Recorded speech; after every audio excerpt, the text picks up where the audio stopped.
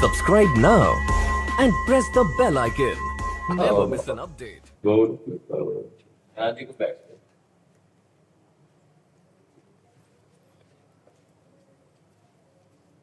कृपा बहुत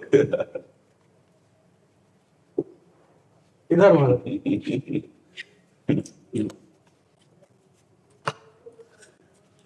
बहुत और बात और बात श्री राम श्री राम श्री राम बोलिए श्री राम श्री राम। बहुत बीमार थे, बहुत याद पे बना दिया। बहुत याद कर रहे थे, कोई प्राण तक की भूल चली गई थी। तो ठीक है, पूरा सब कुछ बोलो मेरे को हाँ हाँ ये लाडली जी की चुनरी प्रसाद विराजिए महाराज।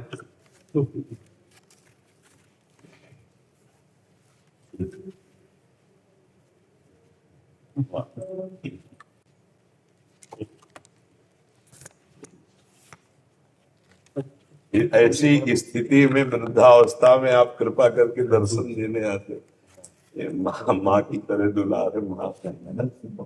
देवांशु जी बिहार से। श्री हरिवंश महाराज जी, आपके चरणों में कोटि कोटि प्रणाम।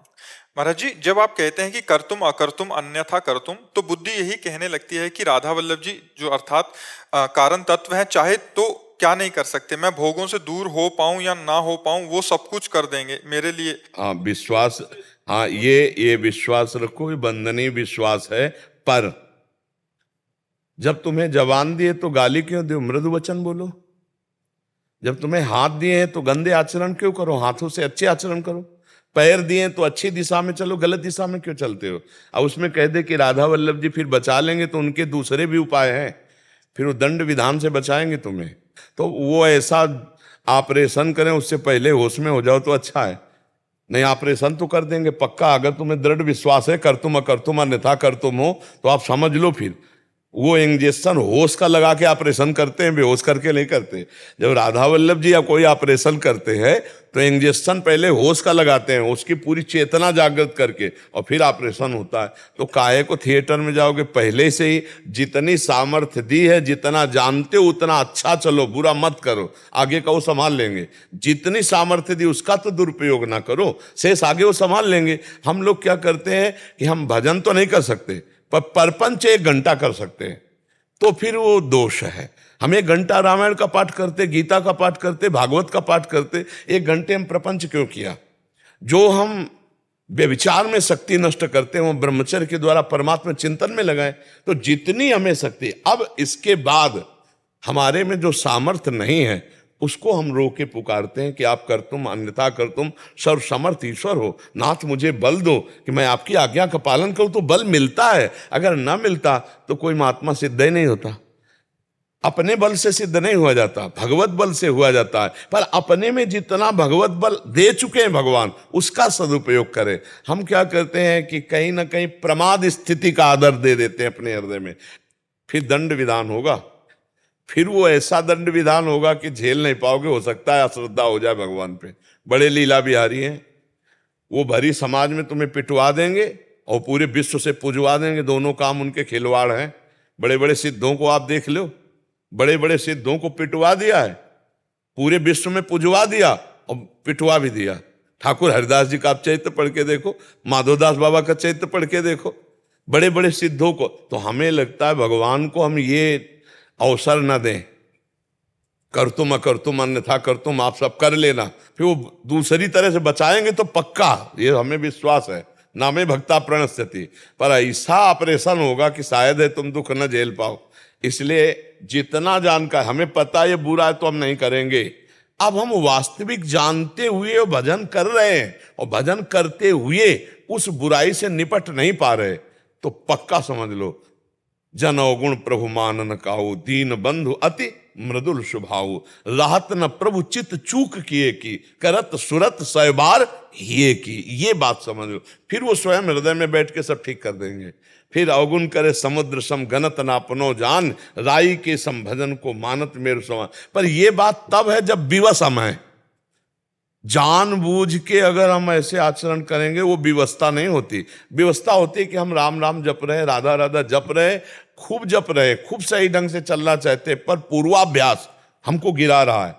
तो रात न चित प्रभु चूक किए के, फिर प्रभु उधर नहीं देखते, उसके हृदय की बात को देखते कि ये नहीं चाहता, निकलना चाहता, पर मेरी दुरंत माया ये फिसल रहा है। उस समय भगवान फिर अपनी शक्ति का प्रयोग करके उसे त्याग शक्ति, भक्ति शक्ति, ज्ञान शक्ति, ये शक्तियों का उन्मेष कर देते और वो बच जाता है, वो दिव्य हो जाता है। तो आप हमारी बात समझ रहे हैं, जितना हमारे दिमाग में पावर दिया हम उसका प्रयोग करें, जितना हमें बल दिया उसका हम प्रयोग करें, बेईमानी ना करें।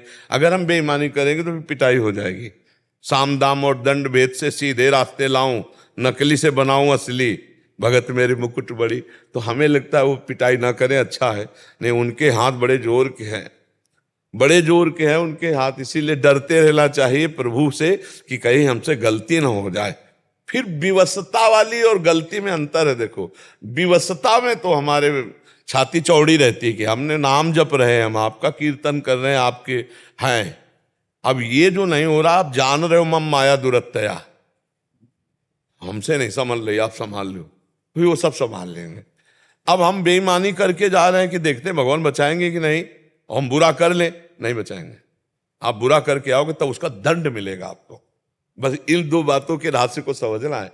घोर से घोर पापाचरण हो जाने पर भी इतना भगवान नहीं दंड देंगे। किसको?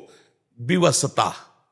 एक विवशता शब्द समझना, और एक है जानबूझकर उत्साह पूर्वक गलत आचरण करना कि भगवान कर तुम अन्यथा कर तुम संभाल लेंगे, तो वो दंड से संभालेंगे, प्यार से नहीं। और वो जो विवश होकर के हो रहा है, जैसे जेहि अग बध्यु व्याध जिमि बाली, सोई सुकंठ पुनि कीन कुचाली, सपने हु राम न तिन तन हेरी। आप विचार करके देख ले चौपाई पर, जेहि अग बध्यु व्याध जिमि बाली, और सोई सुकंठ पुनि कीन कुचाली, सोई कर तूति विभीषण केरी, सपने हु राम न तिल तन हेरी। भाई ये राहत से समझना है, विवशता और उत्साह पूर्वक बड़ा। और हमारे स्वामी इतने करुणामय है, शरणागति पक्की हो जाए तो मानते ही नहीं है कि इससे अपराध हुआ है। इतना करुणा में उमा राम स्वभाव जे जाला, ताई बजल तज भाव लाला। तो सच्चे भाव से चलो, भगवान संभाल लेंगे, सच्चाई दे देंगे, वही सब कर लेंगे। शरणागतों पर ये भाव हटने न पावे कि आप कर तुम अन्यथा कर तुम, मैं आपकी शरण में, आप सब कुछ कर सकते हो। ऐसा सोचते हुए जहां तक हमको पावर मिला है हम असत से हटे, सत्य में चले, और जब फिर नहीं है तो आगे वो संभाल लेंगे। पक्का संभाल लेते हैं, सबको संभाला है आज तक, जितने महापुरुष हुए हैं उन्होंने ही संभाला है। नहीं तो माया ऐसी दुरंते फिसलन वाली है कि कोई भी फिसल सकता है, कभी भी फिसल सकता है, पर भगवान ही बचाते हैं, वही संभालते हैं। जी, बहुत जलन होती है उसकी। हाँ, ये जलन होना तो बहुत अच्छी बात है। जलन, हमसे असत चिंतन हो, असत क्रिया, और फिर जलन हो तो ठीक हो जाए। एक दिन जब इतना दुख होगा कि सहा नहीं जाएगा, उसी दिन से छूट जाएगा। लोगों के बीच बीच में मतलब बोलते रहते हैं, कुछ कर दो ना, कुछ कर दो ना, बदल दो ना, बदल दो ना। हाँ, थोड़ा बहुत अभी क्या है, जब तक अहम रहता तो आवाज नहीं पहुंचती भगवान के पास, ध्यान रखना। कोई भी अहम जरा सा रहता है तब तक द्रौपदी जी ने भगवान को नहीं पुकारा, देखना। जब सब दांत का भी आश्रय छोड़ दिया और हे गोविंद, तो वस्त्रावतार हो गया। तो अगर हमारी पुकार नहीं पहुंच रही भगवान तक तो हमने कुछ पकड़ रखा है, कोई बल है। सुनेरी मैंने निर्बल के बलराम। जब तक गजेंद्र ने अन्य सहारा अपना बल लिया तब तक हरि नहीं आए। जब सब सहारे छोड़कर हरि पुकारा आ गए, तो हमें लगता है कि अगर हमारी आवाज प्रभु तक ना पहुंचे तो हमें ढूंढना चाहिए कमी अपने में। कोई आश्रय हम लिए हैं, कोई संग है, कोई बल है, कोई हमारी आस है किसी से, और तो बस फिर आवाज नहीं पहुंच, हमारे भगवान के पास आवाज नहीं पहुंचेगी, चाहे जितना जोर से पुकारो। और अगर अन्य आश्रय छोड़ दो तो जो मन में स्फुरित हुआ वो भी आवाज भगवान सुन लेते हैं। तुम्हारे स्फुरण के पहले वो जानते क्या स्फुरण होने वाला। सर्वज्ञ भी तो है ना, कर्तुम अकर्तुम अन्यथा कर्तुम है, तो सर्वज्ञ भी है और सर्वांतर्यामी भी है और सर्वशक्तिवान है। फिर अब हमें क्या चिंता करना। वो हमारी जानते हैं, हर बात जानते हैं, वो सर्वज्ञ हैं, सर्वशक्तिमान है। बस हम ये बात है कि प्रार्थना करते रहे, जो हमसे गलती हो रही हम निवेदन करते रहे और अपनी असमर्थता प्रकट करते रहे। एक दिन वो आपको निकाल देंगे, एक दिन आपको बलवान बना देंगे। पर जब तक आवाज नहीं पहुंच रही तो निराश मत होना। आवाज इसलिए नहीं पहुंच रही, कोई अन्य आश्रय है और वो आपको दिखाई देगा कि अन्य आश्रय ये है। और जिस दिन छोड़कर पुकारोगे आर्त भाव से, उसी दिन काम बन जाए। एक बार वो आवाज पहुंची कि जीवन की धरा बदल जाएगी, दिव्यता आ जाएगी जीवन में। बुद्धि भी बहुत बड़ी बाधा उत्पन्न करती है, इसका लय कैसे हो जाए? सब ठीक हो जाएगा। देखो भगवान ने कहा मय्येव मन आधत्स्व मयि बुद्धिम निवेशय निविशस्यसि मय्येव अत ऊर्ध्वं न संशयः। पर हमारी ताकत नहीं, तो निवेदन करो ना कि मेरी मन बुद्धि आपके चरणों में समर्पित हो जाए। चाहता हूं पर ये समर्पित नहीं होती, तो आप मन बुद्धि को ले लीजिए।